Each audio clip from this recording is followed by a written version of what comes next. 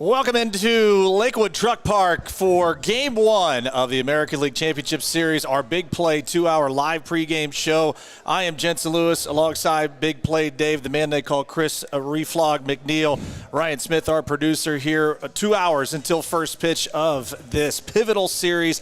Who would have thought that the Cleveland Guardians this year would get here? But fellas, here we are. ALCS, baby. Here we are, and it is so good to be with you. It has been quite the journey, and we will obviously dive into what got us here, not only for a scintillating Game 5 winner-take-all over the Detroit Tigers, but hey, it's in Gotham City tonight, boys, and it's time to take out the evil empire as the Guardians will face the Yankees in a best-of-7 for the right to go to the Fall Classic.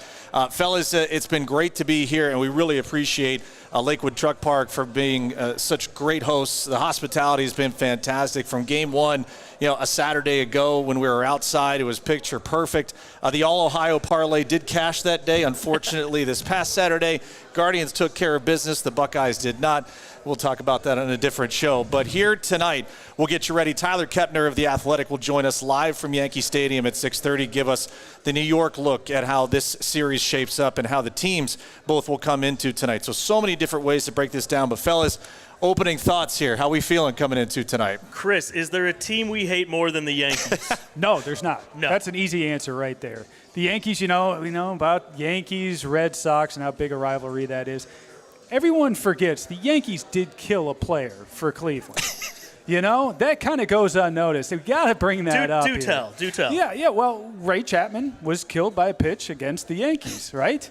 So, therefore, they did kill one of our players, and I have not forgotten that. A lot of people have, and I absolutely hate the Yankees. And I hope that we show up, and I think we will show up in a big way there in New York. When they get back here, I know we're going to be rocking down there at Progressive Field, so there's no doubt in my mind we can get it done there. But I'd like to start off on the right foot in New York, in the Bronx. Jensen, that's a tough place to play. We've talked about it many times, but it would be great for these young guys to get in there, steal a win on the road here. So many storylines, and again, first pitch just a little bit after 7:30 tonight and tomorrow. Right now, Game 2 of the National League Championship Series from Chavez Ravine. It was a 9-0 blowout of the New York Mets yesterday at the hands of the LA Dodgers. Coming into today, 33 consecutive shutout innings from the Dodgers.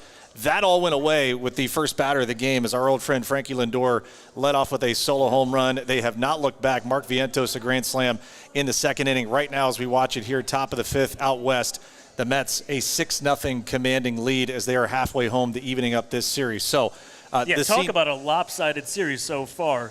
Ton of runs by the Mets. You watched last night, ton of runs by the Dodgers. Yeah. How are you feeling about the Guardians? We were talking about this a little bit earlier. We hosted Game 1 of the ALDS together. I was a wreck. I feel way better now. Do you really? I actually feel way better now. Wow. My nerves are completely calm. Okay. But I do think, looking at this Mets-Dodgers, it's going to be a lot of back and forth in this series. I could see it going 7. Well, we'll obviously dive into, once that game goes final a little bit later in the show, what that means and the impact.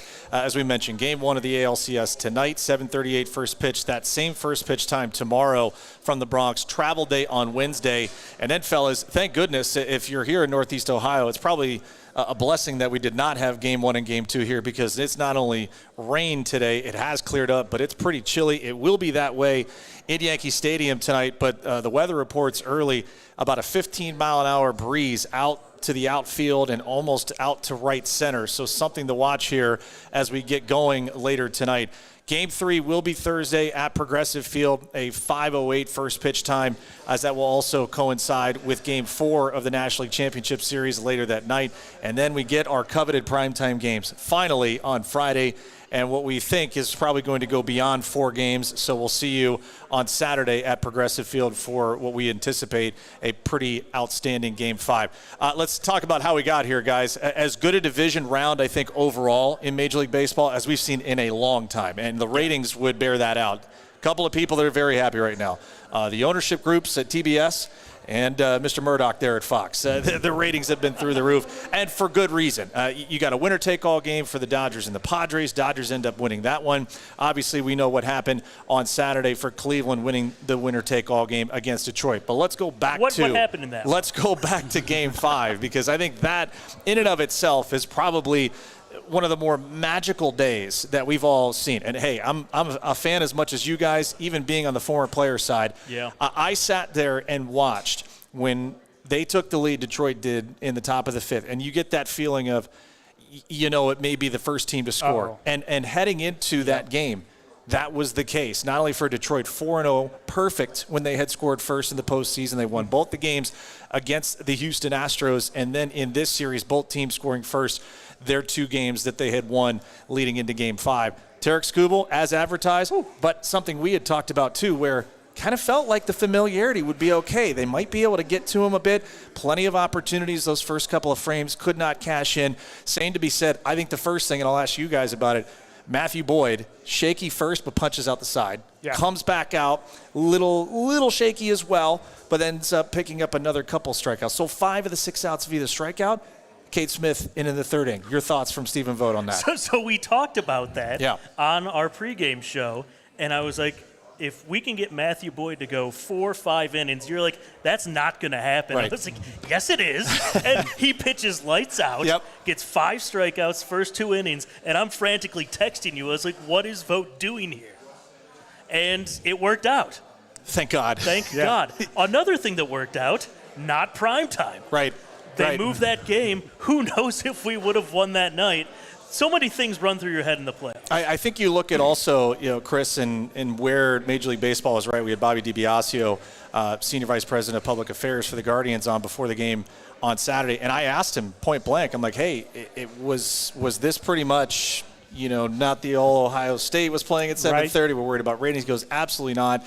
And if you were looking outside and you were downtown in Cleveland, there's no way they would have started on time. So job well done by MLB getting that one moved forward. But that was something we talked about too, is if this game remained tied or remained very close and those shadows started to creep in and Tarek Skubal was still in this game, oh boy, now you're in trouble, because we saw what happened in Game 2 at home on that Monday. So for me, I looked at it in a couple of ways. If that game does not go their way, they had their chances and didn't cash in. And we would have had the same narrative of the 2 opportunities they had in Game 2. Yep. Mm-hmm. They did not cash in. That's what a Cy Young winner does, is able to wriggle out of trouble.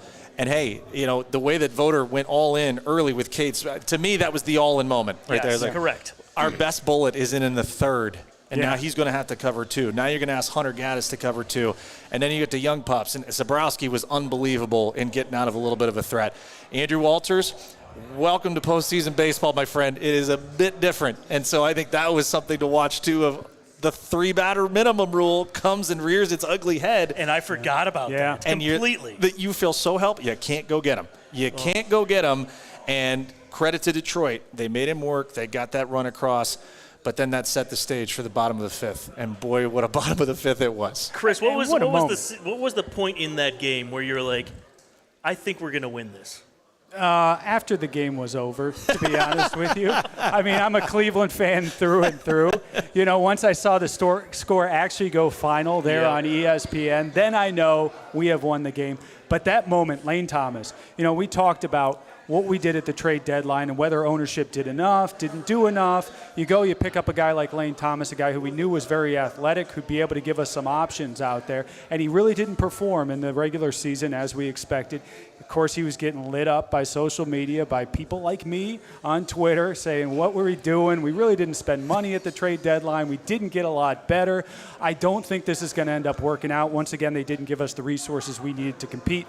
Lo and behold, he comes up, big moment, grand slam, something we are going to remember for years to come. And that was just a magical moment. I cannot get enough of all the videos and all of the audio overs. I've seen Celine Dion, that Jensen that you sent out that was magical. I've seen the Moneyball version. We've seen Rafa's call on Spanish radio. So I've seen it as many times as I possibly can, and I could watch it another 50, and I think I will over the years and share it with my kids. That's going to be one of those moments you always remember. And it's so special to come from a player like that, who we were dogging, a player who we thought, okay, maybe we really missed on this one, and to have him come through right, and that's the reason you make these moves, right? At the trade deadline. It's not for the remainder of the regular season. It's once you get into postseason. You want to see these guys perform, and boy, he did that in a big way, Jensen. Just to give people perspective in some of the history that Lane Thomas made, that's the 4th ever go-ahead grand slam in a winner-take-all game. He joins Troy O'Leary, Brandon Crawford, and Howie Kendrick, and more special is that 9 of Cleveland's 19 runs in the American League Division Series driven in by Lane Thomas. We remember the first pitch he ever saw in his postseason career. That was Game 1. That was the 3-run home run to complete a 5-run first inning before Detroit even recorded an out. The last player to drive in almost 50% of their runs, and actually it was right on the dot. You guys remember the 1995 American League Championship Series, the Seattle Mariners and the then Cleveland Indians. It was Jay Buhner who drove in 5 of 10 in those 5 games that they played, in which Cleveland would go on to win 4-1. So Lane Thomas, a huge part of it. Stephen Kwan, 3 consecutive games of 3 or more hits. Only the 3rd player in postseason history to achieve that feat. He joins Chris's favorite player from back in the 60s, Lou Brock, 1968, and one favorite here that we've made a T-shirt after, Mr. Timmy Anderson in the pandemic year of 2020. Now, no player has ever, well done, apropos, no player has ever had 4 consecutive games of 3 or more hits. So Stephen Kwan with 3 hits tonight would be the first player ever to achieve that feat. By the way, only hitting .524, 11 for 21 with 6 runs in 5 such games already in this division series. Hell of a job for him. And remember, guys, coming back from the injury, he hit the ground running, and then all of a sudden it looked like the year caught up to him. Some fatigue, Yeah. was really struggling. Finished September pretty well, and boy, he has been on fire here in October. So and critical. That's been one of our worries was Stephen Kwan heading into this Yeah. series. What is he going to do? And he has delivered and a whole lot more.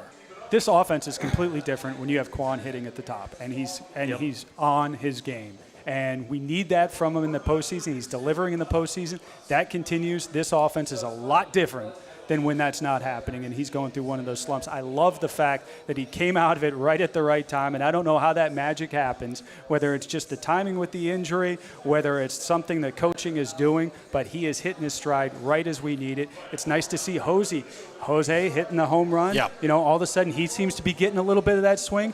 Boy, as we go into New York, we got to have our heavy hitters hitting, and that's what I look for out of these two guys really leading the way. Yeah, and what you mentioned before about that the Tiger series in general, Skubal, during that game, there was a moment, rewind a batter, Jose Ramirez, when Skubal hits Oh, my Jose, God, you're right. Oh. And the confidence of Skubal leading up to that, especially from the first game that he pitched against us, the come get some, Yep. it was, we didn't like the guy.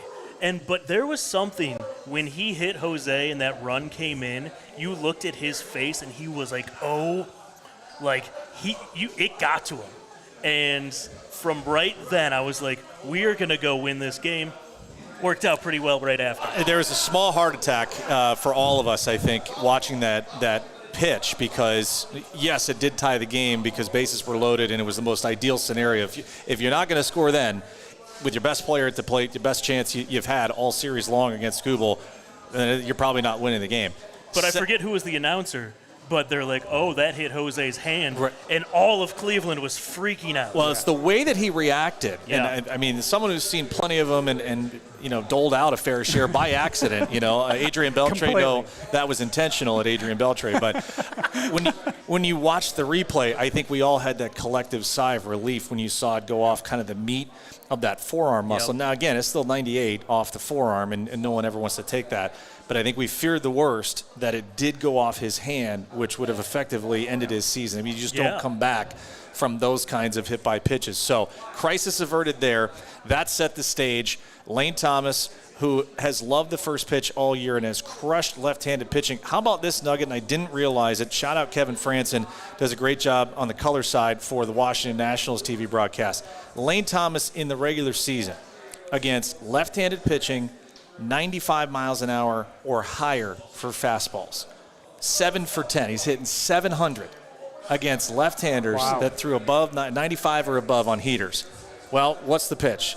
97, down and away. Smacked it. He was right First on pitch. it. And when he hit it, I'm like, okay, that's at least getting the go-ahead run in. Okay, we're good. And it kept carrying.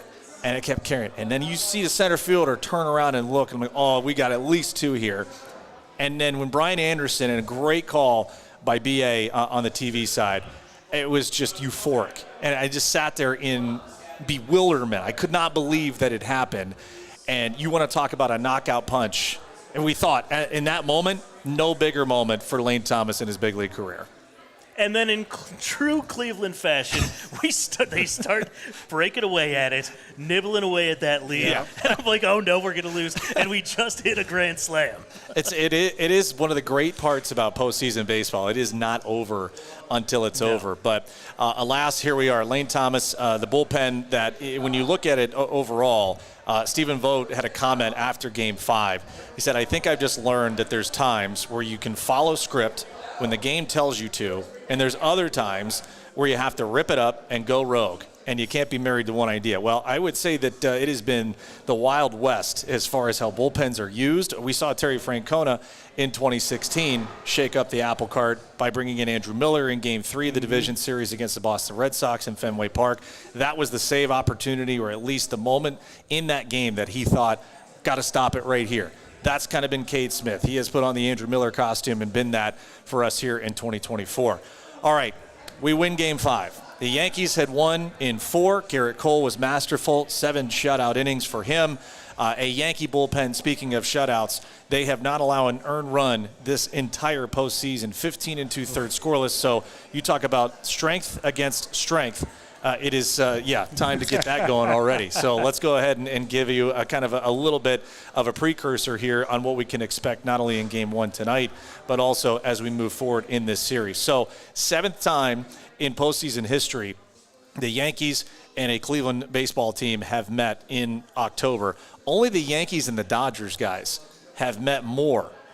11 times, and I found that to be quite ridiculous. You win a bar bet on that one. No chance. Right? Yeah. I mean, there's no chance you're not getting your tab paid for on that. Taking you back to your beer money days. Exactly. Yes. Exactly. We need to bring that back, by the way. 2022 American League Division Series, the Yankees rallied from a 2-1 deficit. The pandemic year, which was such a weird postseason to watch, that wild card round, the Yankees came in, went 2 and swept Cleveland at that point. 2017, if you guys remember too, the year of the 22-game win streak. Oh, yeah. We were up 2-0. Yan Gomes, the walk-off single to put us up. 2 games to none. You go back to Yankee Stadium. It didn't work out. They come back. And then, Corey Kluber, God bless him, still, felt like running on fumes after carrying us through most of the 2016 postseason. Mm-hmm. Yep. It just was not to be. So the Yankees run off 3 straight. They win that division series 3-2. 2007, gentlemen, yours truly was part of that last ever postseason team to win a postseason series at Old Yankee Stadium. We won that division series 3-1. And then one of my favorite moments ever, and I'm sure you guys would agree, 1997, the American League Division Series. Sandy Alomar Jr., perhaps, and I don't know if there's much debate, the best closer ever to put on a uniform. Mariano Rivera, Game 4, game-tying solo homer. I'll never forget Joe Buck's call, track, wall, tied. And from that point forward, it was all the momentum in Cleveland's favor. By the way, for people who don't realize, because it's a 2-2-1 setup now, that was when it was 2-3. So we had the benefit of having Game 5 as the winner-take-all at then Jacobs Field. Back there. So something to think about here as we move forward. All right, back here to Game 1 and this series. The Yankees, and for any of you who did not hear Alex Rodriguez and Derek Jeter yesterday on the post-game show for the Mets and Dodgers, basically came out and said, if you were the Yankees and you could pick your ideal path, this is the one that you would pick. They wanted to go through Cleveland. They wanted to go through the American League Central. Yep. And so here it is. It was set up that way once Detroit got through, and we knew that there would at least be an American League Central team in the American League Championship Series. They said basically this is what the Yankees would want. It's their easiest path. It's an easy road, I believe was the phrasing. Gentlemen, your thoughts? Jeter hinted at it. A-Rod doubled down and looked like a buffoon. And do you expect anything less from A-Rod? No, not at all. Absolutely not. Nothing will make me happier than making them eat those words. Yes. Chris, what were your thoughts? Well, what do you expect out of New York? I mean, that's just the New York mentality, right? That they're the big boys, that they're going to take down anybody from little old AL Central, and especially Cleveland, right? They don't think much of us. They never have. So we need to go up, and we need to punch them in the mouth. And I think we need to do it right off the bat. Jensen, as a player, you hear comments like that from the media. Does it affect you at all? Is that something you internalize? Is that something you guys talk about in the clubhouse? Well, in our day and age of social media, you know that as the youngest team here in the postseason still, and even they were last year, that they're all over it. And I think they've dealt with being overlooked for most of the year. I think that's fair. When we started bringing the heat beginning of the season, Chris, I think it was even you asked me, what can we honestly expect? Yeah. And I think my answer was... This team wouldn't be able to hit. That's what I thought. We wouldn't be able to hit enough to get out of anywhere. We'd probably be middle of the division, and I was grilling you on that. I think my two concerns were, if you look at the last 3 to 4 postseasons, maybe the last 5, 2 things are synonymous. You have shut down starting pitching. You got 1 or 2 aces, okay? You have a pretty decent bullpen and probably 3 or 4 guys deep, and you can hit the ball out of the ballpark. Yeah. It was a huge concern from last year's team, dead last in home runs. And however the hell they got off to the start they did April and May, it's a credit to the players. It's a credit to the developmental staff. Chris Valleca changing to an impact first. Get your best 2 swings off as soon as you can and be able to do damage. Well, you've seen them take that, be able to team it with the league's best bullpen. And for the first time in a long time, guys, we have had a rotation that has just been marred by the injury bug from literally the second week of the season with Bieber going down after start number 2, the ineffectiveness of Tristan McKenzie and Logan Allen both finishing the year in AAA. Gavin Williams started the year on the IL, took him a while to get back. Tanner Bybee ascends to being an ace out of necessity and has taken it and run with it. He'll be the Game 2 starter tomorrow night.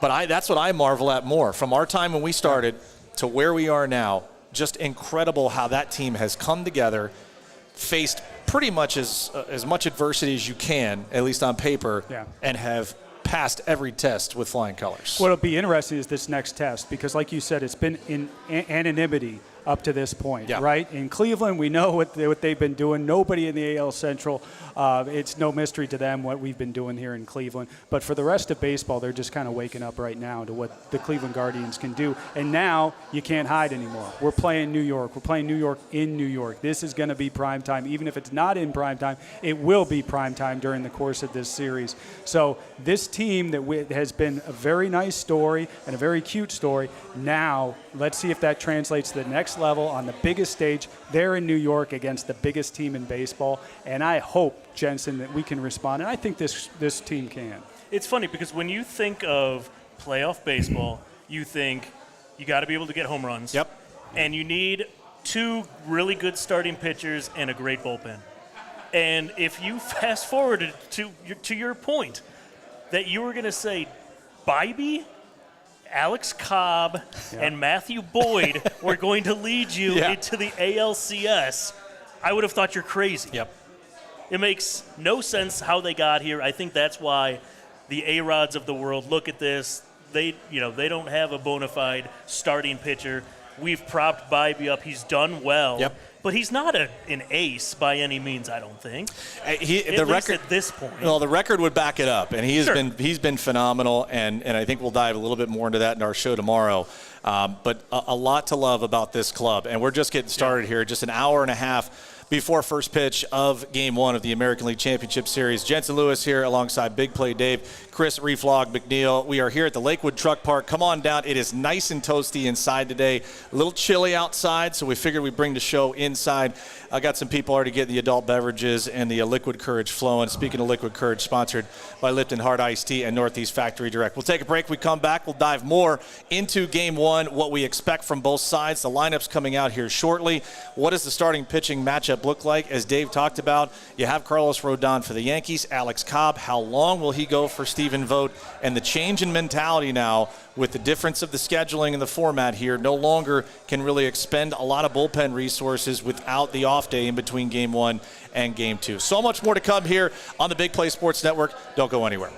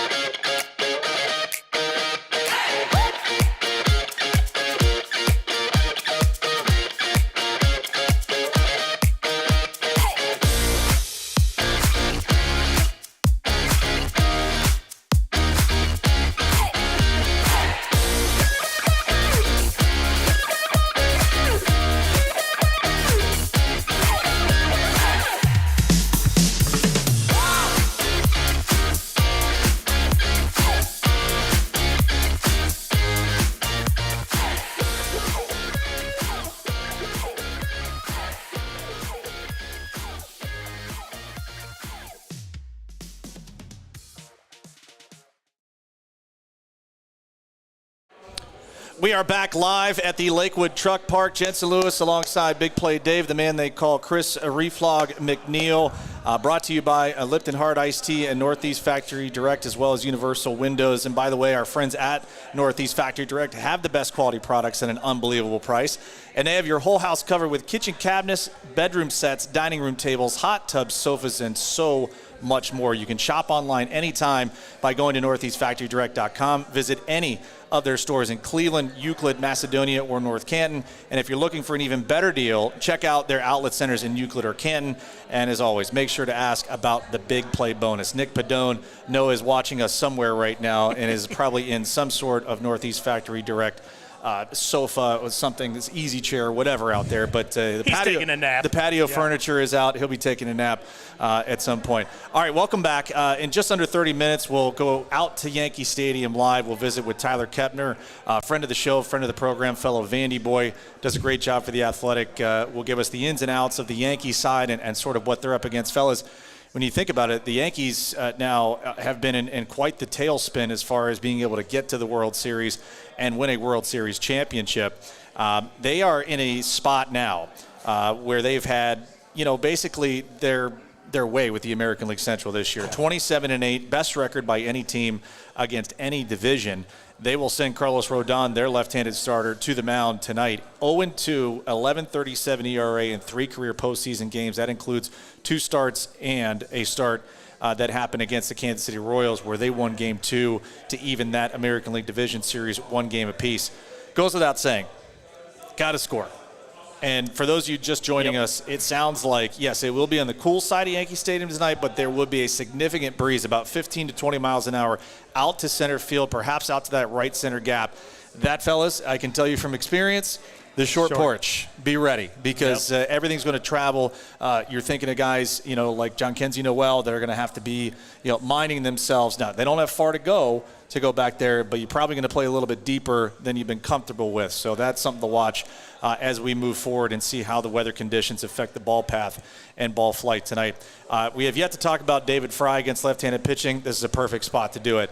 996 OPS against lefties in the regular season. Has struggled a bit in this postseason, 1 for 7 with 3 punches against lefties. He will be in that 2 spot tonight. Stephen Vogt going with basically the same lineup that he had in Game 5 against left-handed starter Tarek Skubal. So you have Kwan, you have David Fry, you have Jose Ramirez, Lane Thomas in the cleanup spot. That's not too bad. And so one thing we were talking about earlier, home runs, you got to have them in the playoffs.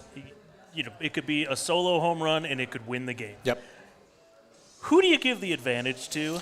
Because on initial thoughts, obviously the Yankees with Judge, with Stanton, with Soto, teams who out-homer their opponents 13-6 in the postseason, 25-4 in 2023 postseason. Mm-hmm. Do you give the Yankees a significant advantage there, or are we holding our own with the Lane Thomases of the world to go up against Judge? Yeah, that's the scary part is Aaron Judge has yet to get going. Yeah, I know. But boy, did he see Cleveland pitching well this year. 375 average, 5 home runs against Guardian pitching. That was the most homers he hit against any single team in the regular season. Really did not hear from him. He did have 5 walks in the division series. The guy to circle tonight, Juan Soto, really good numbers against Alex Cobb in his career. 7 for 11. That's a 636 average for those of you with your TI-83s. He does have 2 homers against Alex Cobb. And this is why I bring up how the flight path could be affected or at least boosted by that wind going out. All you're going to need is to get the ball in the air. So swing and miss, guys, could become quite the priority tonight. It'll be interesting down the lineup, what Naylor does. Josh Naylor out there batting 5th. You got Joe Kenzie Noel, Big Christmas, batting in there after that. And then you start to turn the lineup over, Jensen. You get to the bottom. Guys who have been contributing, Andres Jimenez, Rocchio, guys who are playing a little bit of small ball out there for us. We talk about the home run. It's also important to turn over the lineup with the guys at the bottom to get us back to the top. How important do you think that'll be in this series? I think the top, and we should probably circle both the leadoff men for each respective team. We touched on Kwani right now, but it also bears repeating that Gleyber Torres, he was moved to the leadoff spot in mid-August, and the Yankee lineup took off from there. I think that is something to really focus on here. We'll ask Tyler Kepner at The Athletic coming up about that because it was something that Aaron Boone mentioned. Gleyber Torres started the year as their leadoff hitter, struggled. Yep. Then they had the trade for Jazz Chisholm. And they were asking Gleyber Torres to possibly switch positions because Chisholm more comfortable up the middle, played some center field, obviously, with the Marlins. He was defiant. He wanted to stay in his comfort zone, got talked to by both Derek Jeter and Aaron Judge and say, listen, be you, show us that, you're our team guy. And in August 16th, if you go back to that date, that's when Gleyber Torres was put back in the leadoff spot. He's hit over 300 since then. The Yankee offense really hasn't looked back. Something to consider, too. And it's still always too soon to talk 2016. But Anthony Rizzo, who was hurt, did not make the Division Series roster for the Yankees, was activated, will be on this roster, and will start tonight. He will hit eighth, and he will play first. So that's a guy I've completely forgotten about. Right, and a guy that is obviously known more for his defense at this point in his career. Still someone that has caused some headaches for Cleveland in the last few seasons. So that bottom of the lineup, something to watch here as we go forward tonight. I mentioned battle of the bullpens, and as I said, 15 2/3 innings for the Yankees without allowing an earned run against Kansas City. Cleveland, 17 innings in just the last 3 games, guys, against the Detroit Tigers. It was by necessity because A.J. Hinch playing 3D chess here with Stephen Vogt, trying to really entice him into making a lineup that would force him to use his bench early. Here's the difference in this series. Aaron Boone is basically putting his lineup in Sharpie. It's going to be Torres, it's going to be Soto, it's going to be Judge, it'll be Wells, it'll be Giancarlo Stanton, it'll be Jazz Chisholm Jr., it'll be probably Alex Verdugo. They are not going to be that team like A.J. Hinch and the Tigers were, where they're going to try and create those matchups. They feel comfortable with where their lineup is, and they'll stick with it. How did we go this far in the show without Rocchio talk? Because we can do it. we got to get a little Rocchio in, because he has been by far and away the biggest pleasant surprise for me in this postseason. And I'd love to see him continue that in the Bronx. Chris, I told Dave that first game, here on Saturday, I said, if you're looking for someone that's under the radar, I think defensively was always going to be a guy that you felt comfortable. If the ball's hit to him, he's going to be good. He's good. We were wondering, okay, can he continue the momentum offensively that he had down the stretch in September? Because it was pivotal. And it really teamed with Andres Jimenez, as we've seen in years past, get really hot into September and carry that through. But, I mean, a couple of sparkling defensive plays the last couple of games, some critical at-bats to keep the line moving, and I think that was all I wanted out of him. Do your job defensively, keep the line moving, drive up some pitch counts, be good situationally with the bat. He's done that in spades. Give us some timely hitting there, and that's what we're looking for out of the bottom of that lineup to turn this thing over once again.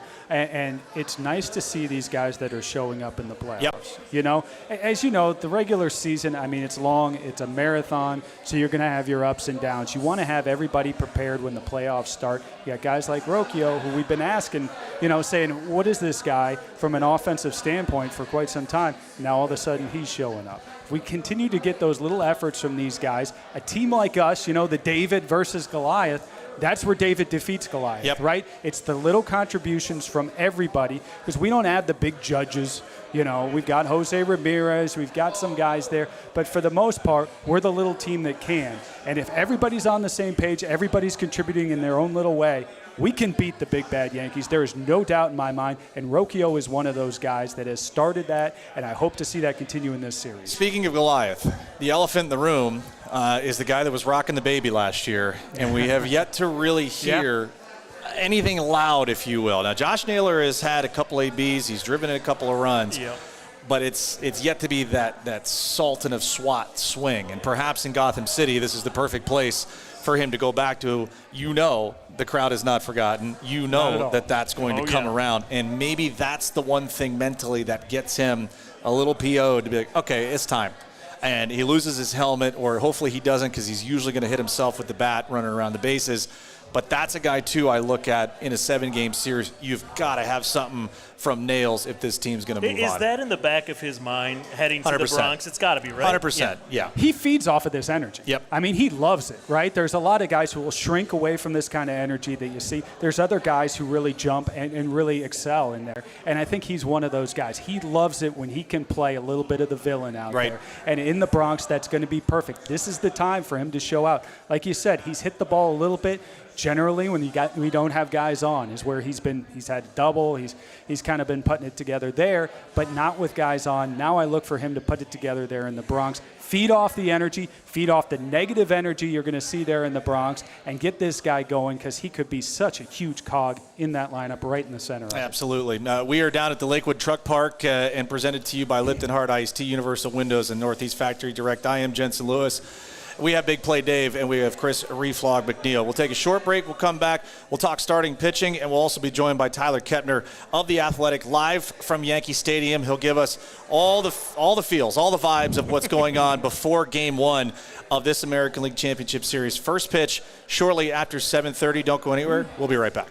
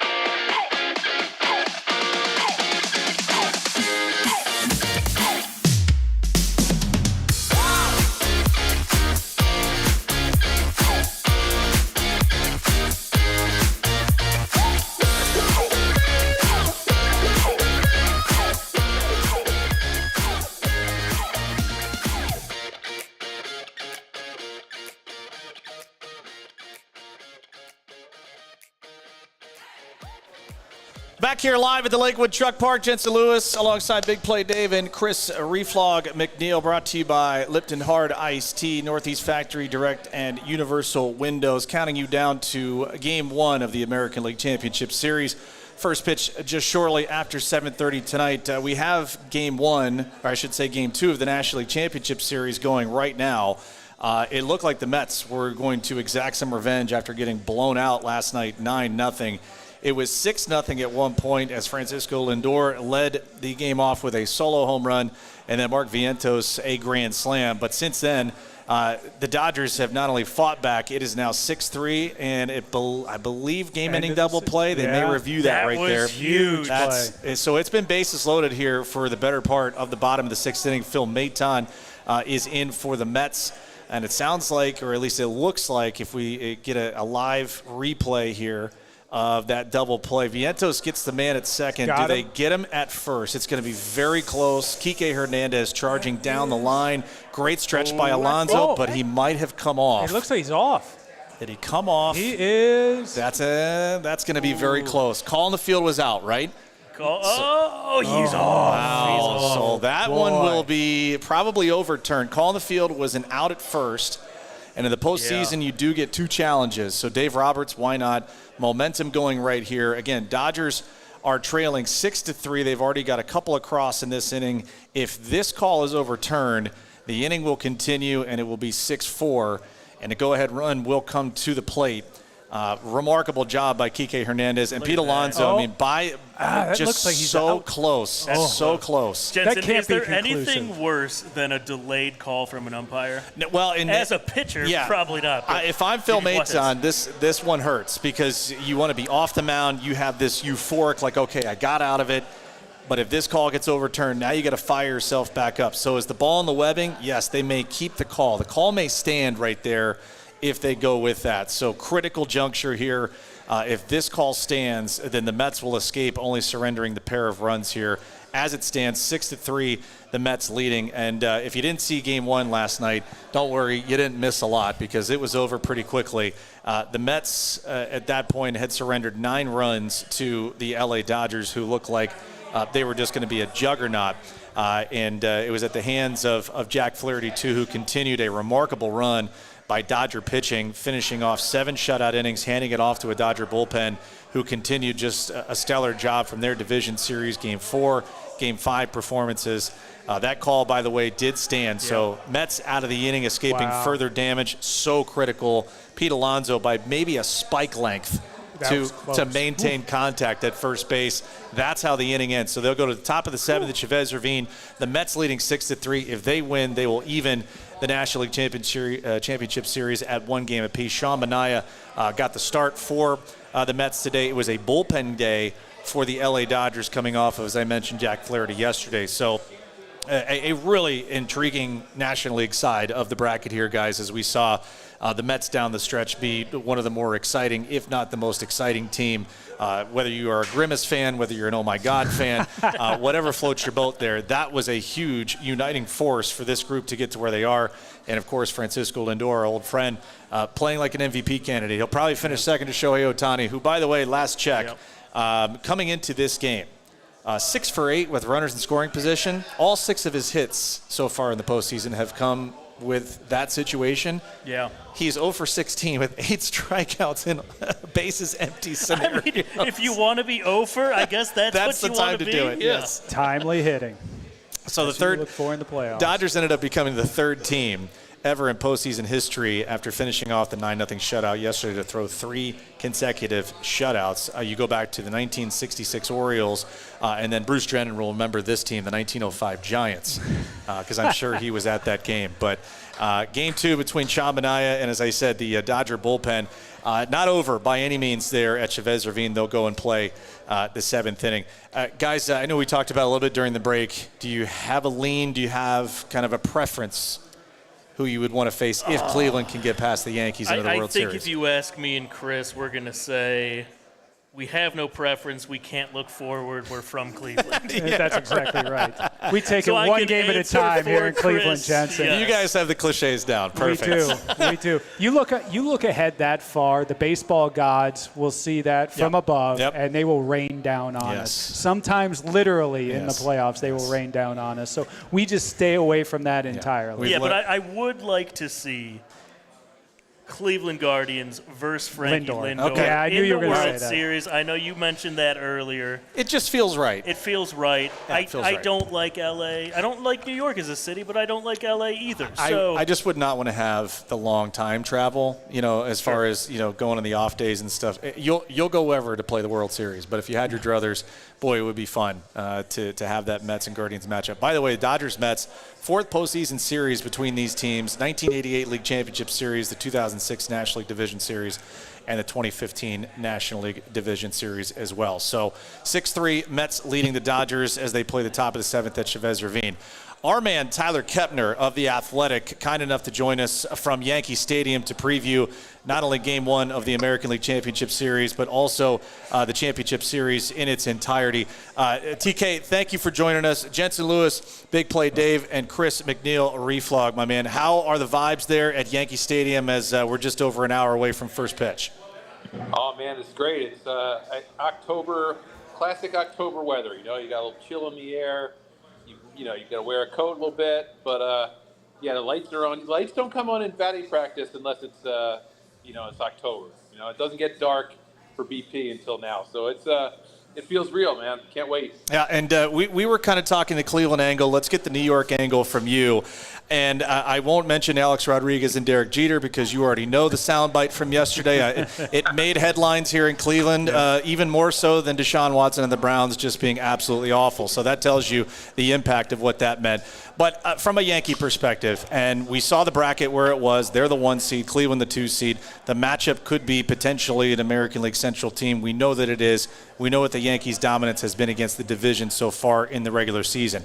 Is this best case scenario in your mind on paper for the Yankees to try and get to the World Series? Best case scenario meaning instead of a different opponent? Yeah. Well, I don't know. I mean, I think they would rather be playing Detroit. I mean, I think Cleveland's, a much better team than Detroit, if that's the question. But I don't know. I mean, I think, they won both series this year. Nothing too convincing, I guess.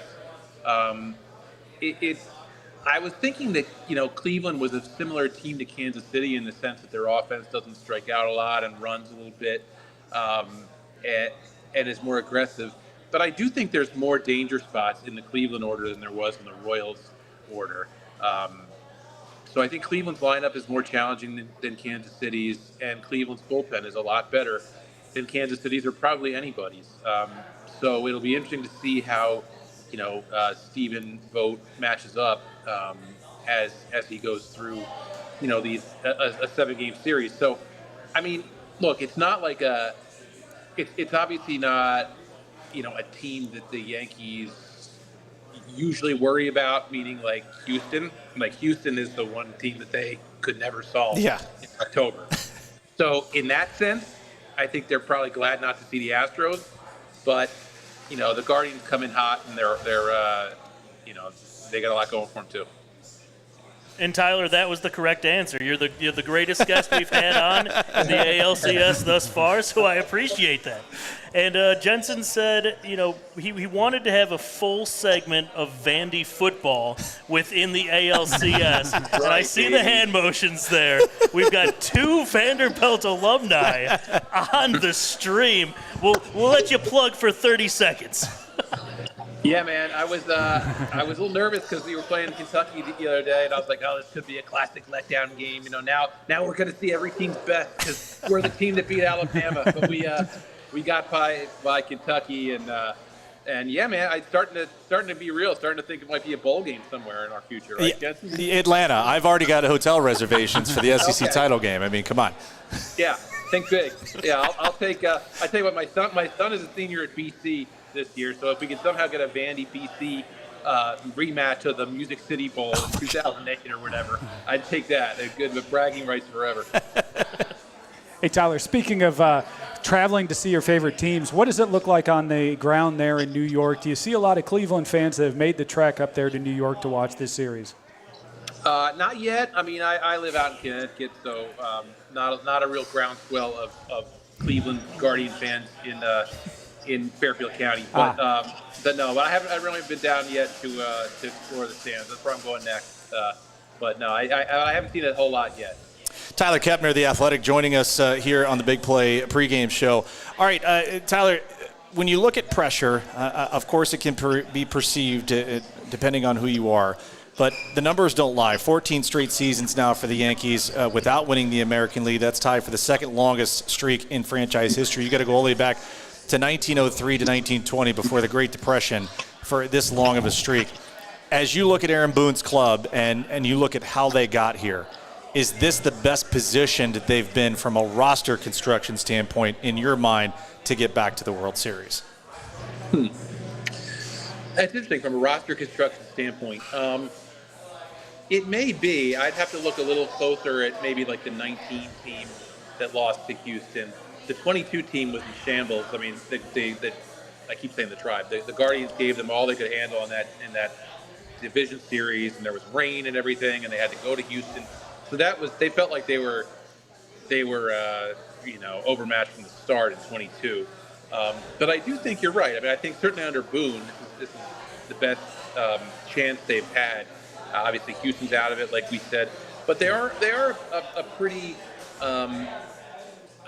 solid pitching staff. I think. I mean, you might be able to get to Rodon the way the Royals did. You know, he started off so hot and got a little cocky, and then Kansas City ran right through him there in one of those innings. So that'll be key. But you figure Cole is going to give you his best, and Clark Schmidt is good, and their bullpen has been really good lately with Clay Holmes in the setup role, and Tommy Kahnle and Luke Weaver. So I think that part of them is set up. They're a little healthier now. They've got Anthony Rizzo back. We'll see how he looks over there. It does seem sometimes that they're like a two-man show with Judge and Soto. But if Stanton can stay hitting the way he was against Kansas City, where he really looked locked in, that's a huge bat. So it's a little bit of a wild card because they got some boom or bust guys, like Verdugo, but they are fairly well balanced right now. I would probably say, the best in the Boone era. Tyler, when you look at how this team, and we look at this a lot coming into postseason baseball, it's not the 6 months, it's the last 3 to 4 weeks, and then how you've played with momentum coming in. I know a lot of people circling that August 16th date when Gleyber Torres was essentially moved back to the leadoff spot and took off from there, and knowing that Jazz Chisholm now being in the fold almost necessitated a position change. It did not come to pass. How critical was that in your mind of where the Yankees were at that point? And I'll even add the caveat in September when Luke Weaver took over that closing spot with Clay Holmes trying to figure things out. Are those the two biggest moves for you for the last 4 weeks that are as big a reason why the Yankees are here where they are right now? Probably. I always figured that the Gleyber part of it was going to work itself out. He's been a mostly solid, productive player here for several years, and they were gonna find a way to make it work with him. And bringing on Chisholm has been a real jolt. I mean, he's more than just an energetic guy. He's a real good baseball player, and he's adapted well to third base.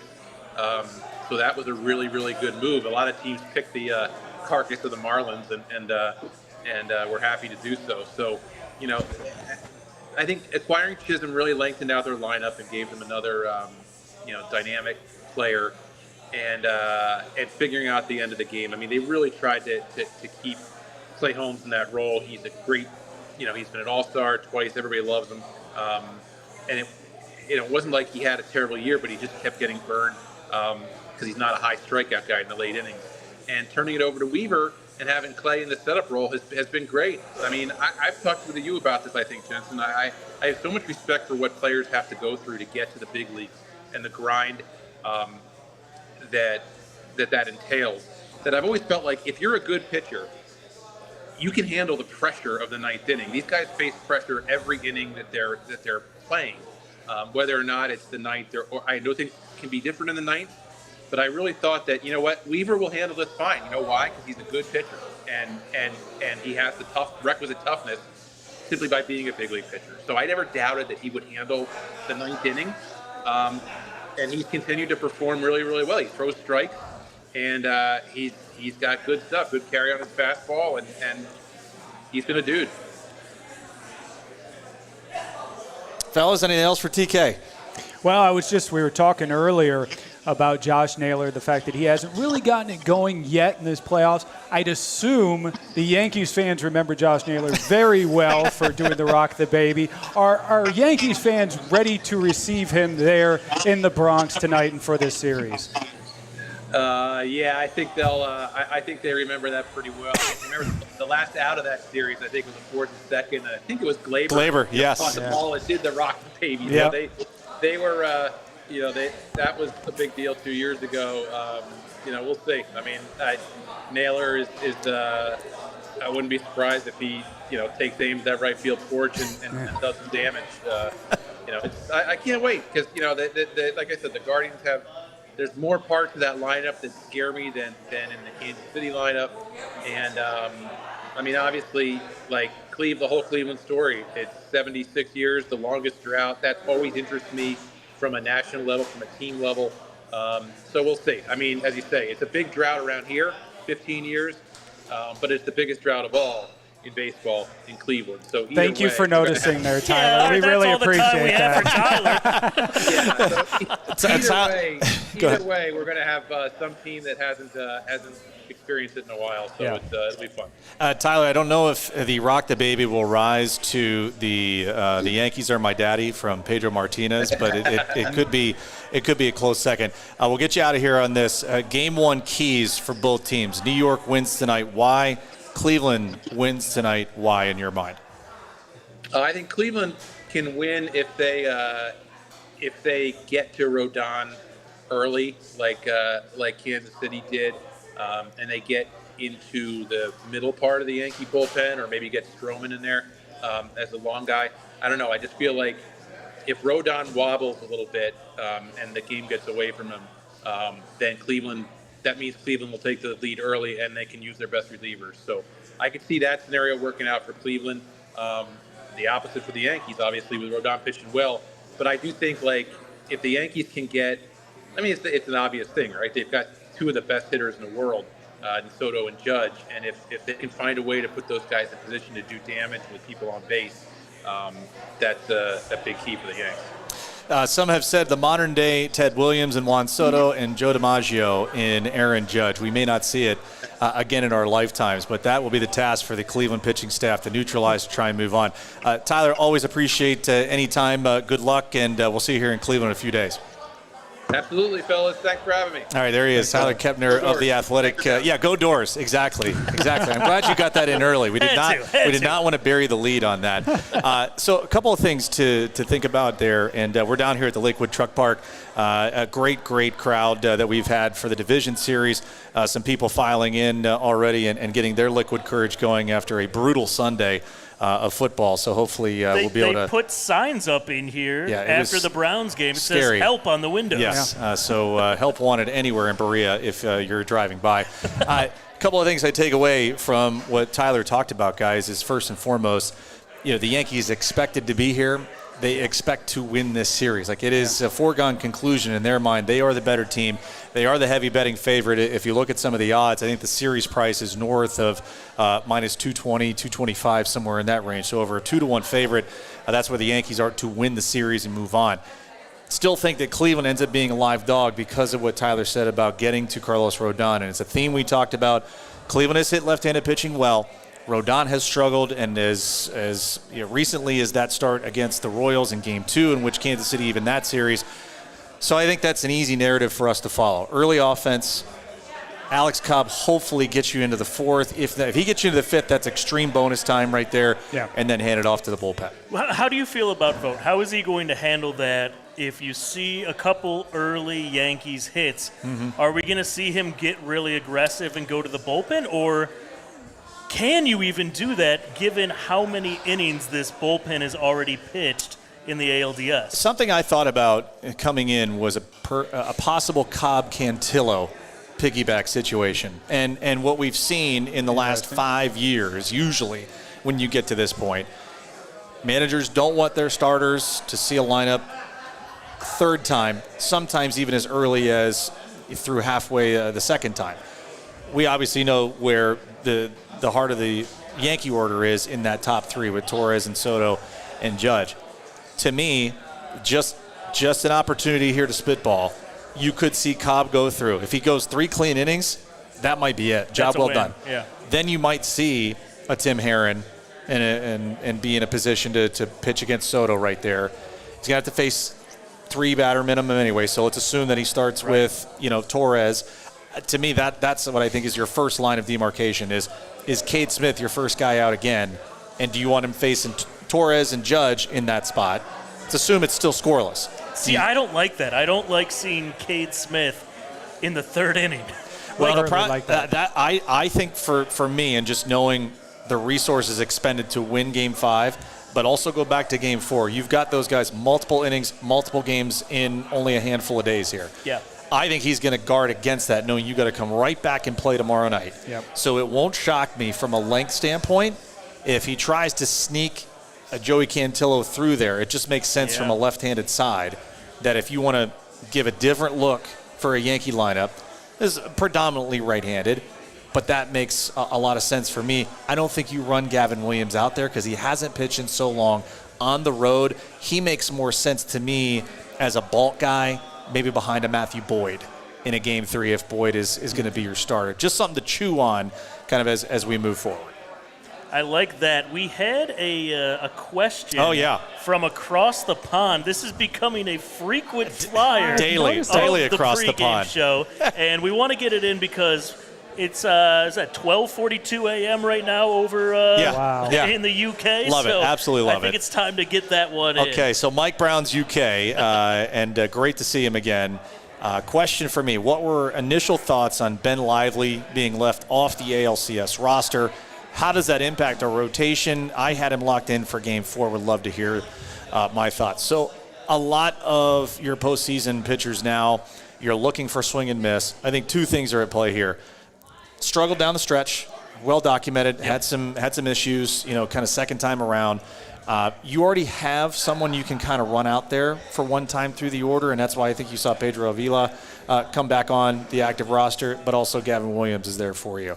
So it's almost like you have 2 of the same person, and I think they rather would err on taking Williams, high 90s, triple-digit fastball, a lot more swing and miss capability there, and knowing you're going into Yankee Stadium for at least 2 games, if not more, that's someone that you would rather have in that spot. So if that answers your question, Mike, that's at least from the outside looking in, that would be my expectation, knowing the caliber of the lineup that you're going to face. Still surprising, though, right? Ben Lively was so big for us during the regular season. I mean, he was our de facto ace for a while there, and then just kind of ran out of steam as you came to the end of the season. But you looked at the guy at mid-season, you said, okay, this is the guy we're going to have to ride with in the playoffs. And then you get to the playoffs, and the roster's completely different than what you would have expected. It reminds me of Miracle, right, where you had to leave one guy off. And such a critical piece, such a critical piece of the unit. The line when they're outside of the Greyhound bus, we're a family, and that was all that Herb Brooks wanted to hear is like, okay, now I've got my team, but it's a team, and I think Ben Lively appreciated more than people know. Without him and what he did in the first half of the season, no way this team is playing Game 1 of the ALCS tonight. So with that, we will hit you with a refresh when we come back. Don't go anywhere. A lot of people started to file in down here at the Lakewood Truck Park. We are sponsored by Lipton Hard Iced Tea, Northeast Factory Direct, and Universal Windows. I'm Jensen Lewis. Big Play Dave, Chris Reflog, McNeil. We're hanging out with you all the way up until first pitch of Game 1 of the American League Championship Series. We will be right back.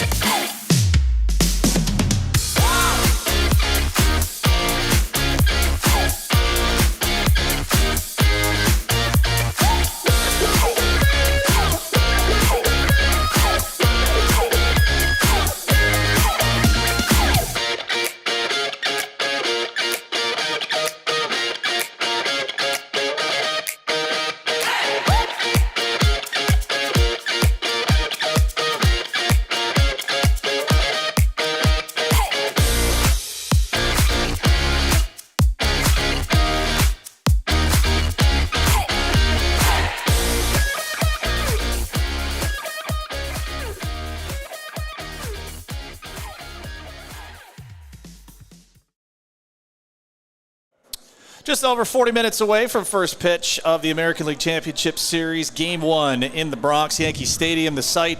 The Cleveland Guardians and the New York Yankees will do battle there. And, yes, Jensen Lewis alongside Big Play Dave, Chris McNeil, Reflog. And, yes, October is here, and that means playoff baseball. It also means that now is the perfect time to replace those old drafty windows before temperatures drop.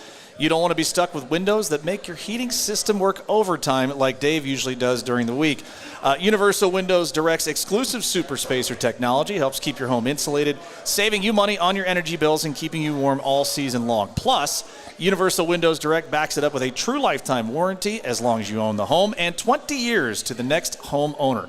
Call Universal Windows Direct today, 216-243-6648.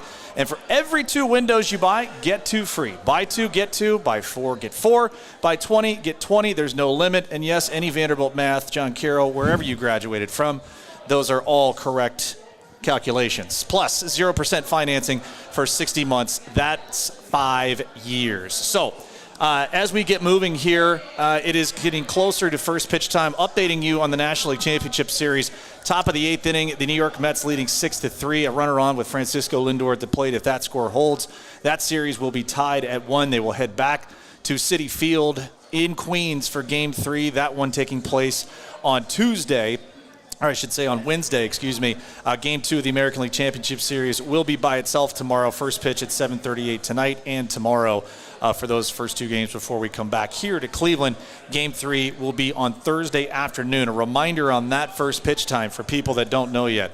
That's a 5:08 first pitch. 5:08 first pitch on Thursday. So if you want to take half a day, fantastic. And then, yes, we do get prime time on Friday night. That will be an 8:08 first pitch. And God help us on Saturday if we need to close it out. It would be an 8:08 first pitch Saturday night at Progressive Field. So 5 o'clock, kind of an interesting start time there. Shadows. That was going to be my question. Are they looming? Oh, God. If I don't have to hear looming ever again after Halloween, that's fine. So we saw with a 4:08 first pitch for Game 2 in the division series, and we saw where that kind of crept in. Not only right away, but also in those middle innings, too. So you would think an hour later, perhaps we don't have as much of that. It will be more up front in those first 3 innings, and then hopefully it's all done by 6:30 and moving on. But, yes, something to think about. It's unfortunate. Hey, is what it is. At least it's not a 1 o'clock start. Right. That's all I can say. We'd be dealing with it all day long. And we're watching this LA game, and they're dealing with the shadows right now. It's always amazing to me, Major League Baseball, we get to the playoffs, and so many of these games end up being played late afternoon, so they end up in the shadows. And that affects the game in a big way. So it's a good thing to bring up, because I've had this debate, especially in the wild card round. And all of us here take part in March Madness in some shape or form.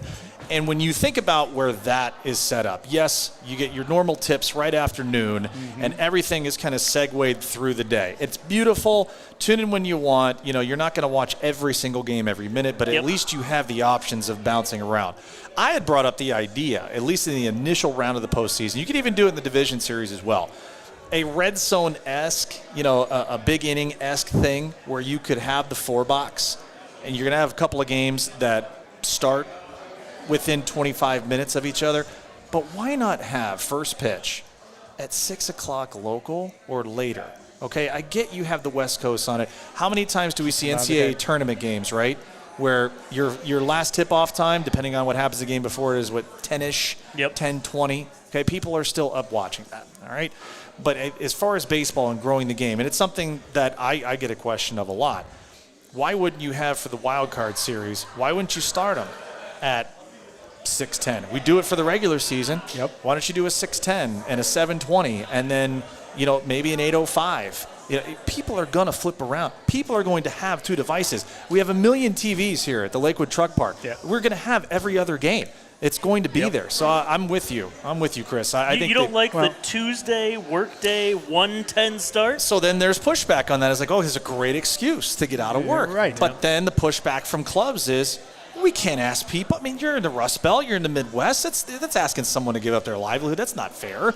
But then you have an LA game where, if you saw the 5 freeway and the 10 freeway trying to get out. I mean, people were still trying to get home when this first pitch went off today. So I think there's got to be a middle ground somewhere if you want to continue to grow the game, especially with their biggest games of the year for Major League Baseball. Why not have some sort of March Madness-esque where it's later in the day. Like, would you guys be okay even with a 4:30, 4:38? That's the earliest a first pitch goes off. Yeah, absolutely.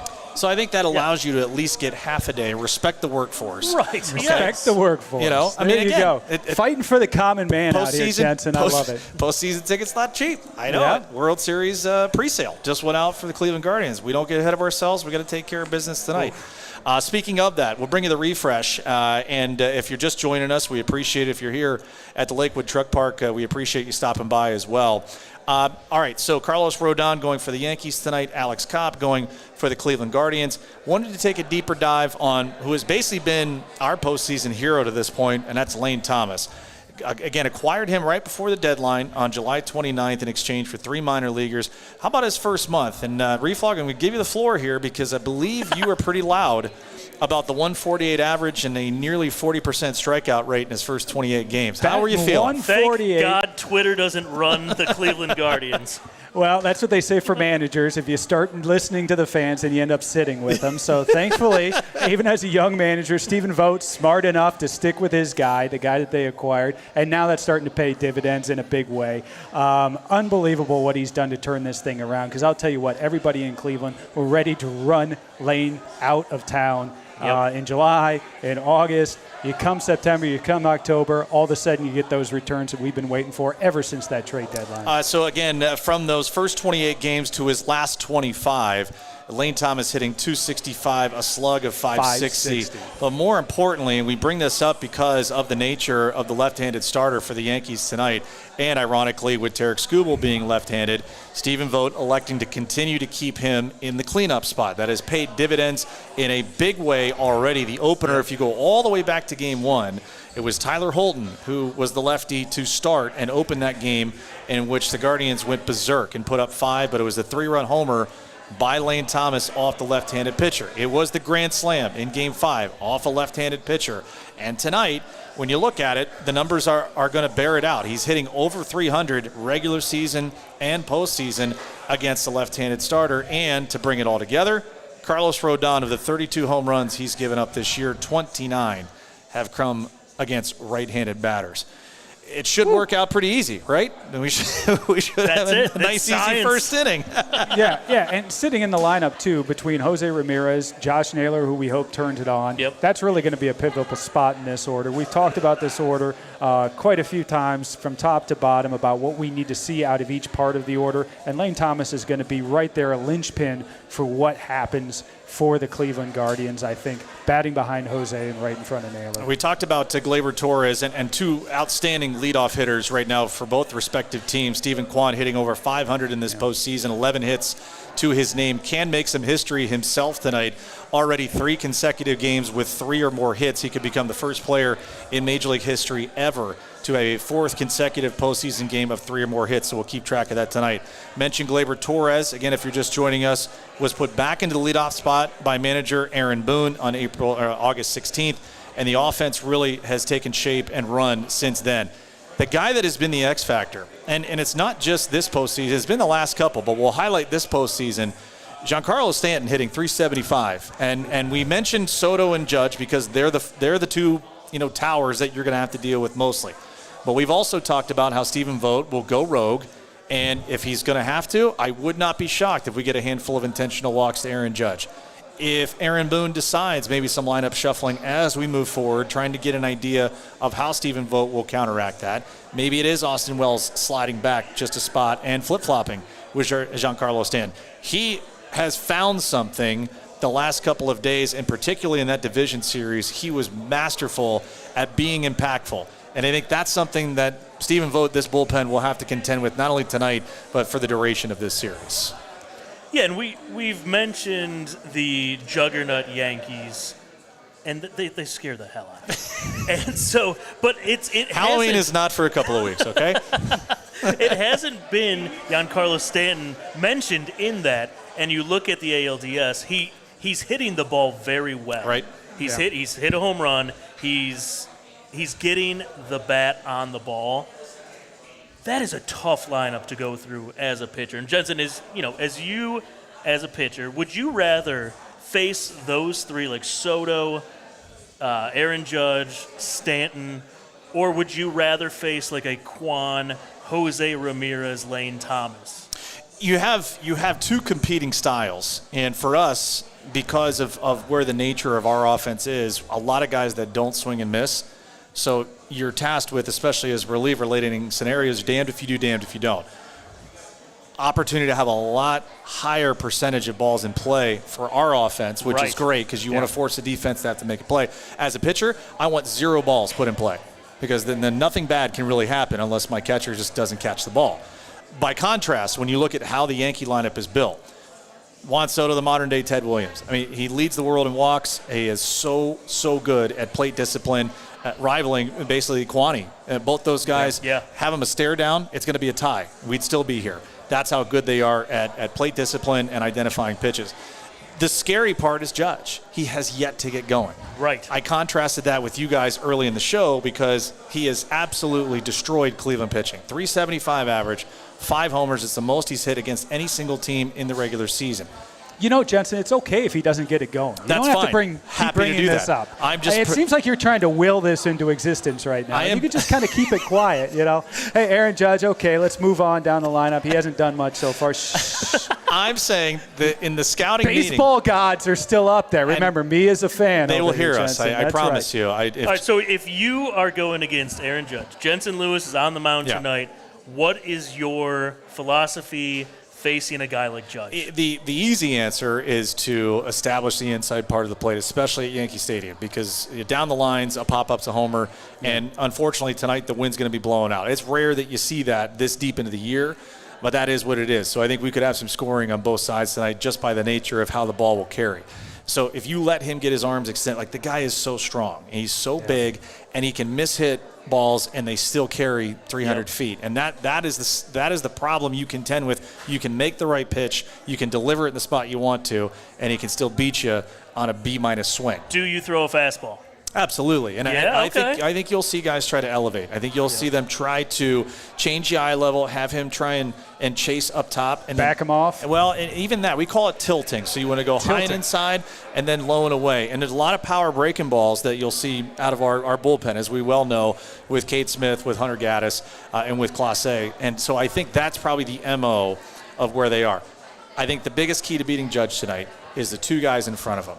You cannot put traffic in front of Judge that automatically forces you have to pitch to him. Yep. Now, if there is a base open, I don't even think it is a point of contention. I think Stephen Vogt is going to put him on, and you're going to create an out at any base. Our infield is as good as it gets, and I think that's where he will put his head at night to say, Austin Wells has to beat me, Giancarlo Stanton has to beat me, Jazz Chisholm Jr. has to beat me. I am not going to hear and read in the New York Post that Aaron Judge, all rise, game 1, we lose because we had to pitch to Aaron Judge. So I think that's something to kind of follow. All of that predicated, of course, guys, on Alex Cobb being really good from the start. And I think that's another thing to follow.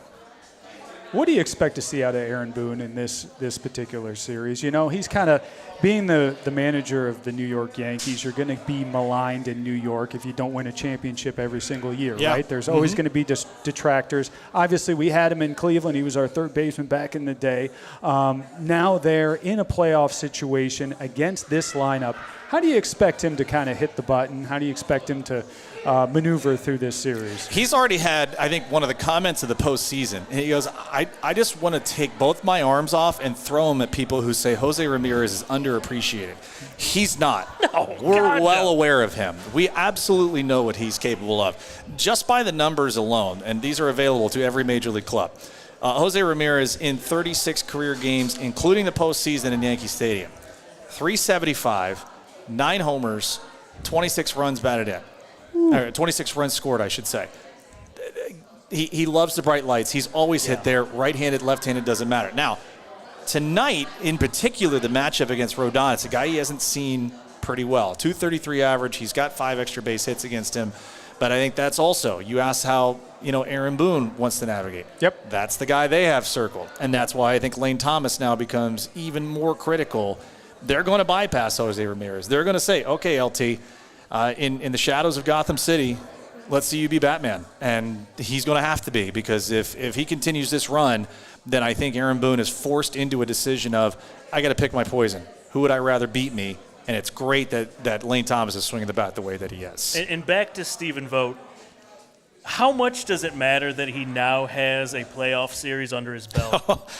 As a manager, because you looked at A.J. Hinch and you looked at Vogt in that first game. Game 2, yeah. And Will Brennan subbed out second inning. Oh, Game 3, right, Game correct. 3, correct, yeah. And you look at that and you're like, Hinch is out managing our rookie manager. Mm-hmm. How much credence do you put into, I've got one under my belt, I've got it out of the way, here we are? Yeah, I think he's learned every day, and that was a great lesson to learn, and it's good for that series because it's done, because now it's a completely different roster construction where you had to be ready for A.J. Hinch to pull all the righties and put a Kerry Carpenter and Andy Ibanez who hit left-handed pitching. Like that's how Detroit was built. That was their avenue to success, was creating the leverage matchups offensively opposite of bullpen arms coming in. That will not be the case in this series whatsoever. Boone has his Sharpie. You mentioned it. Yep. Yeah. But is there anything that, as a rookie manager, he should be looking out for heading into the Bronx? I don't think so. Okay. I think more than anything, you get the cathedral of baseball, and you get, every pitch will be magnified because you are 4 wins from the World Series, and he knows that in the back of his mind, this Guardian team is built off an outstanding bullpen. Yeah. They have done well in the power department during the regular season. That has to carry over here. Rick Manny and I always would tell each other, and we would agree, you got to score at least 4 in New York, and even when they come back home. First team to 4 usually wins. And so that's kind of a theme for me tonight is the length of starting pitching. And just for perspective, starting pitchers averaging 4.48 innings per start this postseason. That goes for everyone. So it's not just Cleveland having to navigate, hey, we only have basically 2.5 starters and we've got to lean heavy on a bullpen. We saw Detroit do it. Yeah. A lot of managers these days are going to their bullpen earlier because they want to minimize any run-scoring situation possible because they're so precious at this time of the year. So as we get closer to game time here, is there anything traditionally a manager will do before a series like this to address the team, or is everybody always so pumped up and ready to go, there's not much for a manager to say at this point? Do they bring Jameis Winston in to do a pregame speech? Are we going to see all those videos of him pumping up the squad? I think a lot of that probably happened if it did yesterday. Okay. You get the workout in, you get in late and be able to get your work done. And perhaps probably before stretch, maybe brought everyone together. I know Trot Nixon did it for us in 2007 when we went to Yankee Stadium and we had a chance to win there in Game 3 and sweep them. He said, fellas, they're going to try and find every little thing to get you off your game. Every writer is going to be digging in. They're going to try and get a quote from you that they're going to blow up and make bulletin board material. Stay the course. Stay who you are. There's a reason we're here. We belong, and believe that. And I think that's probably the reinforcement that Stephen Vogt gave everyone yesterday. I don't even think he probably had to say anything. It was probably like Austin Hedges. Yeah, that's what I was going to say. It was probably Hedgie coming up and saying, fellas, I was just here a year ago. Yeah. I know what it takes to get through. Trust me, we're on the right path. We're doing the things that we need to do. Just because it's New York City, just because it's the Bronx, do not feel like you got to do anything different. Yep. Okay, Detroit is where we are here. There's no change. Yes, they're wearing different uniforms with different names, but as long as you stay with your execution, you stay with the mindset that got you here, we're in great shape. Let your athletic talent take over, and I think it'll be that. All right, just about 20 minutes away from first pitch of the American League Championship Series. Jensen Lewis, Big Play Dave, Chris Reflog McNeil. We are sponsored here on the Big Play Sports Network and the Big Play pregame show by Lipton Hard Iced Tea, Universal Windows, and Northeast Factory Direct. If you like wagering, we have been hot through the division series. We will have our recommendations when we come back and our final thoughts for not only the game, but also where this series will go. Don't go anywhere. More of the Big Play pregame show when we come back.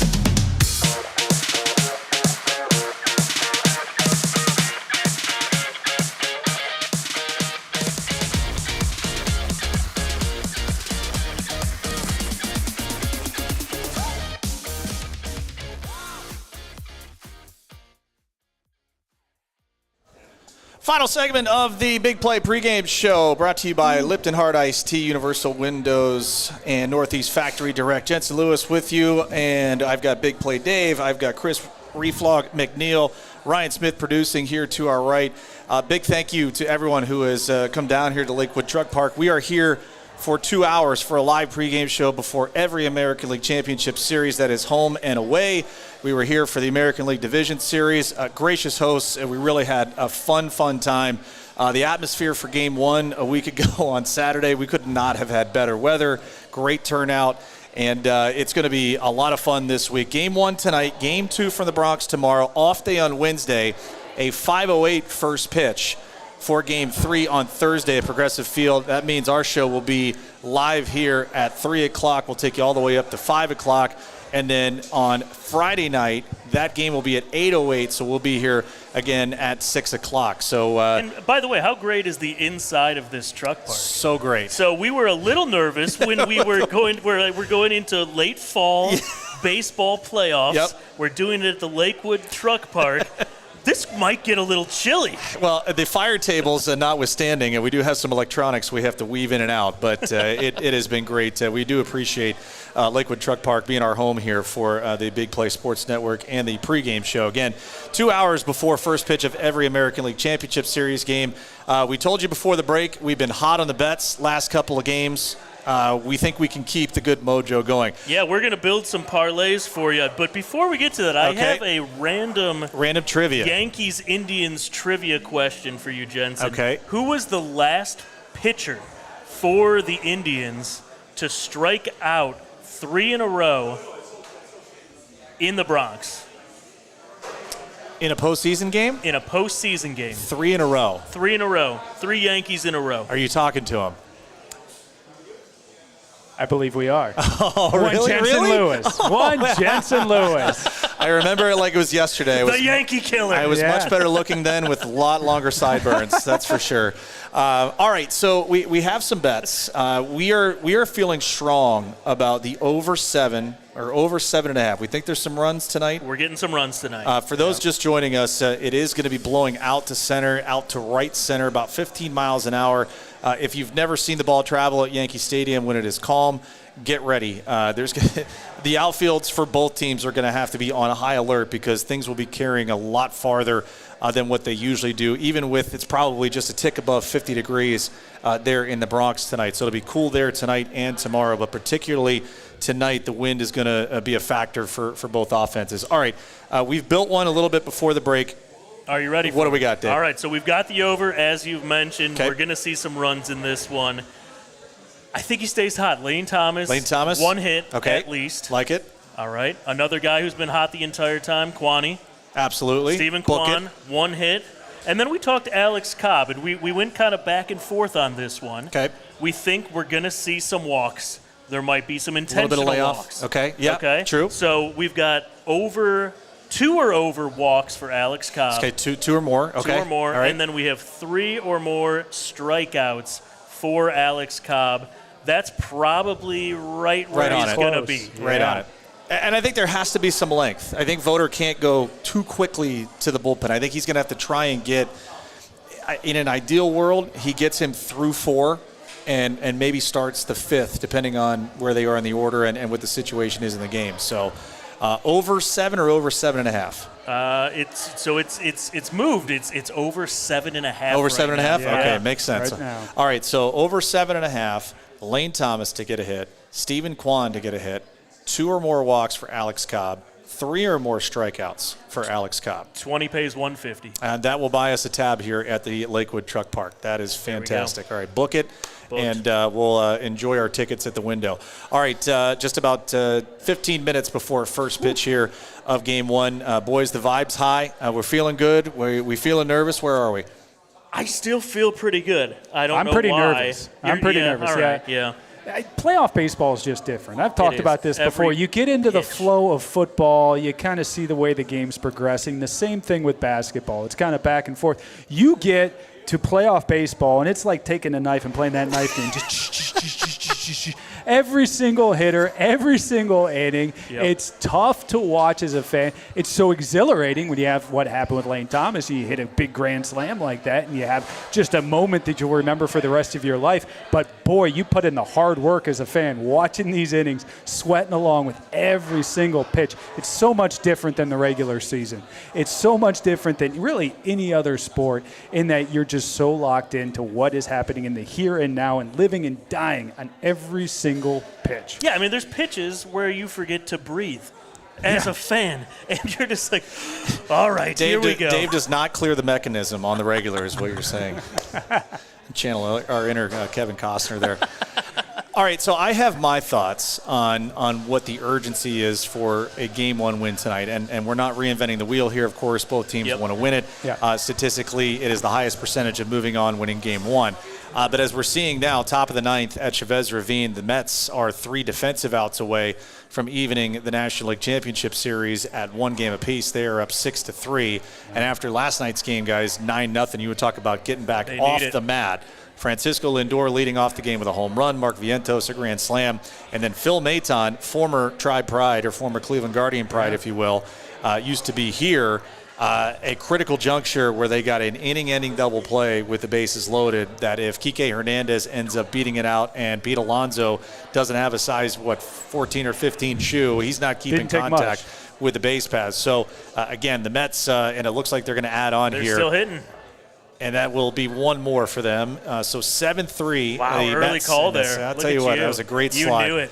Great slide. You see the angle from right here. All good. 7-3 Mets in the top of the ninth, 3 outs away from evening the series. Okay, so tonight, predictions. What do we think for Game 1? I'm with you. I think it's going to be high scoring. I think that we take one in the Bronx and give me 6-4 guards. 6-4 guards tonight. 6-4 guards. Continuing the offensive onslaught from Game 5, in which they scored 7 and held the rest of the Detroit offense at bay. It was a little hairy there after the grand slam. Got the 5-3 tying run, did come to the plate, but some good job, good insurance add-ons there for the Guards offense to put that one away. Reflog, what do you got? I'm going to hang right there at 7. I think we're going to win 7-5 tonight. I like to keep those vibes going right now, talking some offense. We are going to roll a little bit. We're going to get that offense kicking there in the Bronx. I just like the mojo around this team right now. I think there were a lot of people doubting this team, especially against the Tigers there. When things got down for us, they responded, and that was at home. That was just such a momentum swing in that game that I don't think these guys think that they're playing with house money at this point. Right. I really don't. I think that they thought that was a step, and I thought that was a big step for us forward, obviously a necessary step, and I think that momentum can continue into the Bronx. And if we can get after Rodon early, I think we can roll. 11.37 ERA in 3 postseason appearances, 2 of those starts including the Kansas City Royals getting to him in Game 2 to even up that division series, sending it back to Kansas City all square. My thoughts are with you guys, and I'll kind of there's 2 keys for me. Have to get Rodon out by at least the 4th inning. I think you have to get into the underbelly of that Yankee bullpen. They by no means are as deep as what Stephen Vogt and Cleveland can run out there, but by contrast, the starting rotation's a bit more lengthened and a bit more trust, especially at home for Aaron Boone. So I think key number 1, early lead, have to get to Carlos Rodon, high pitch innings early, create some stress for Aaron Boone to have to get his own bullpen going and make that critical decision. And then Alex Cobb, he has pitched plenty of times there in his career. Remember, as a member of the Tampa Bay Rays, he has pitched in the postseason there before.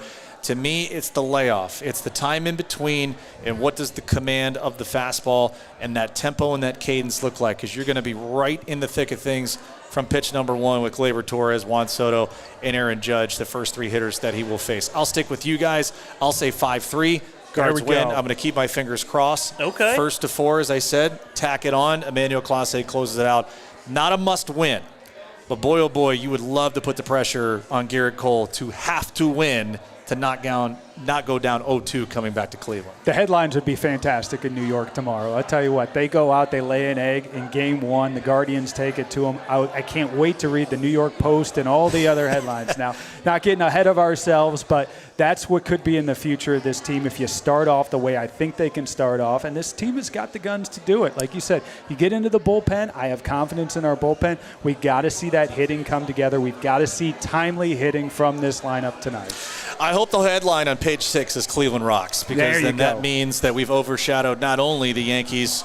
Oh, by the way, there's a Monday Night Football game between the Buffalo Bills and the New York Jets tonight. Kind of a lot happening in the boroughs of New York City. That is going to do it for us tonight. Game 1 of the American League Championship Series coming up in just over 15 minutes. Can't wait to do this again tomorrow. If you're coming out to the Lakewood Truck Park, we'd love to have you. You can always follow us on Big Play on X and also watch from our YouTube pages. It's been awesome here for the last week or so. We hope to be doing this all the way through the Fall Classic, but a great way to start out tonight. Inside, temperature controlled. It's going to be a lot of fun to watch tonight. Again, for Chris Reflog McNeil, Big Play Dave, our producer, Ryan Smith, I'm Jensen Lewis. The Big Play pregame show is brought to you by Lipton Hard Iced Tea, Universal Windows Direct, and Northeast Factory Direct. That's all we got for you tonight. We'll see you same time, same station tomorrow, 5:30 to 7:30 for the live 2-hour pregame show here from the Lakewood Truck Park. We'll talk to you again soon. I'm Jensen Lewis. So long on the Big Play Sports Network.